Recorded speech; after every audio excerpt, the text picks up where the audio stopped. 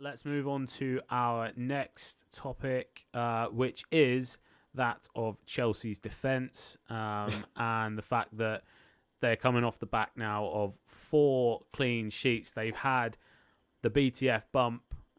We slagged them off. We said that Frank doesn't know how to defend, that they're leaky at the back.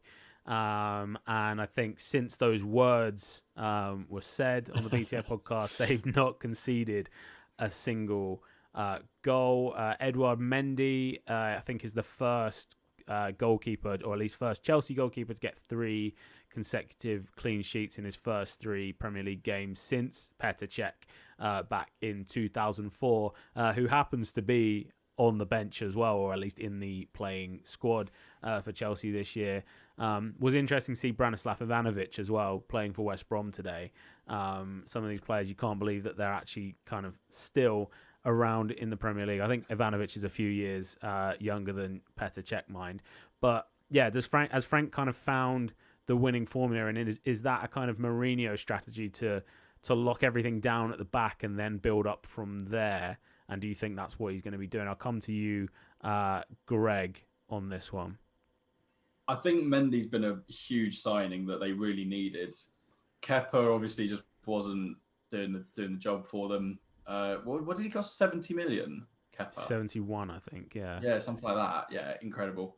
Yeah, I mean, fair play. You can't argue with 4 clean sheets. I mean, we've only recorded 1 this whole season out of 12 games we've played now. Ditto. Yes. Yeah. So yeah, fair play. You can't argue with it. I think the test for Frank Lampard, I think this season he gets a bit of he's getting a free pass from a lot of Chelsea fans because he's the Chelsea man and all of that. But I think this season, as long as they're seeing little bits of progress like that, he'll tick over. But there will come a time where it's like, all right, clean sheets are all right, but where's the trophy you're coming from? I think it's a good start for him, though. As soon as he can get those players, because it's an incredible squad that he's got, really. As soon as he can get them to gel, I think they are a very dangerous prospect. And this is a really positive start for Chelsea fans to see.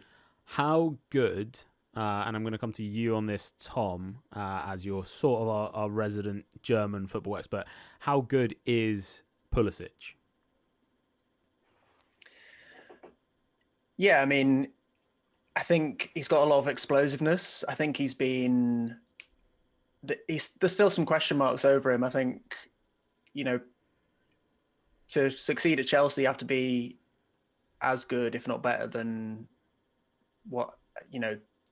how good you have to be to succeed at Dortmund. And he was being kept out of the Dortmund team by the time he left by Sancho, which obviously no shame in that. But whether or not he's the finished product, I think quite a few of the games that he was succeeding in last season, he was like coming off the bench, a bit of an impact player, which I think sort of requires a different mentality and almost a different skill set to just being a regular starter and producing consistently. But it's definitely, you wouldn't call him a dud at this stage. So he's, the jury's out, I guess.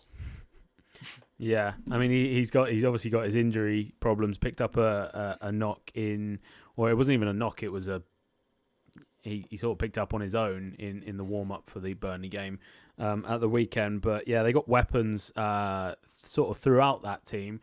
Ziyech has kind of come, hit the ground running as such. John.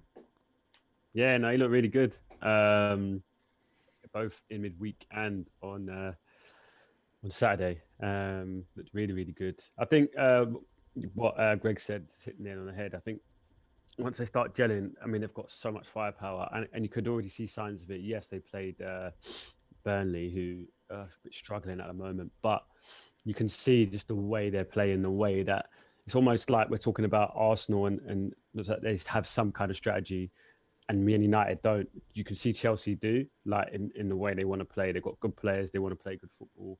I think his goal was really good. The one-touch play, the little layoff from Abraham. I just think he's got a lot of good players, and it just takes time to gel when you make so many signings. But once they all gel, I think they'll definitely be a force to be reckoned with. I wouldn't put it past them making an assault on the league, I must say. I mean, he's a player that we specifically spoke about when saying that Chelsea were no good in the league, and I'm just looking at the statistics for Thiago Silva. His Premier League debut, so his Chelsea debut was against Barnsley in the League Cup, which was a 6-0 win.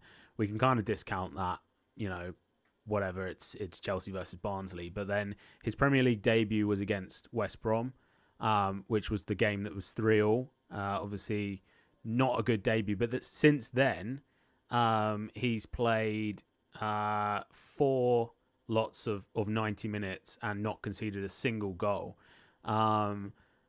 Obviously, those games have been against Palace, Sevilla, Man United, and Burnley. Now, I think 3 of those, not to be mean to Burnley, but 3 of those you could definitely say that you'd probably expect Chelsea to concede a goal based on the last few seasons. I know it coincides with Edouard Mendy dropping in goal there as well, but I think that's something that we're going to have to watch this year, is that actually Thiago Silva might be a little bit better than we all gave him credit for back sort of 3 or 4 podcasts ago.